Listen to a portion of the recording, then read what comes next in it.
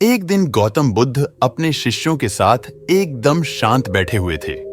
उन्हें इस प्रकार बैठे हुए देख शिष्य चिंतित हुए कि कहीं वह अस्वस्थ तो नहीं है। एक शिष्य ने उनसे पूछा कि आज वह मौन क्यों बैठे हैं?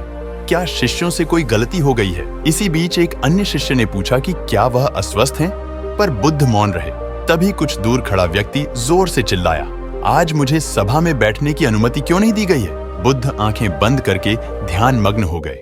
वह व्यक्ति फिर से चिल्लाया, मुझे प्रवेश की अनुमति क्यों नहीं मिली? इसी बीच एक उदार शिष्य ने उसका पक्ष लेते हुए कहा कि उसे सभा में आने की अनुमति प्रदान की जाए। बुद्ध ने आंखें खोलीं और बोले, नहीं, वह अछूत है, उसे आज्ञा नहीं दी जा सकती। यह सुनकर शिष्यों को बड़ा आश्चर्य हुआ।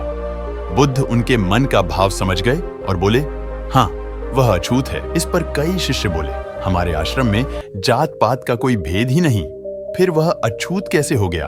तब बुद्ध ने समझाया, आज वह क्रोधित होकर आया है। क्रोध से जीवन की एकाग्रता भंग होती है। क्रोधी व्यक्ति प्राय मानसिक हिंसा कर बैठता है। इसीलिए जब तक वह क्रोध में रहता है तब तक अछूत होता है।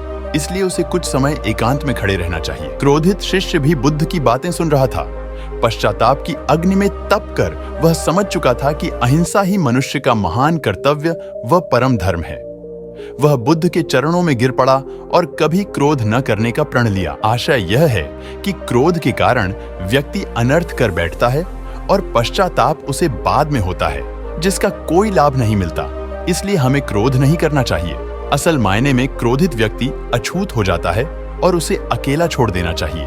क्रोध करने से तन, मन और धन तीनों की हानि होती है। क्रोध से ज्यादा हानिकारक कोई और वस्तु नहीं है।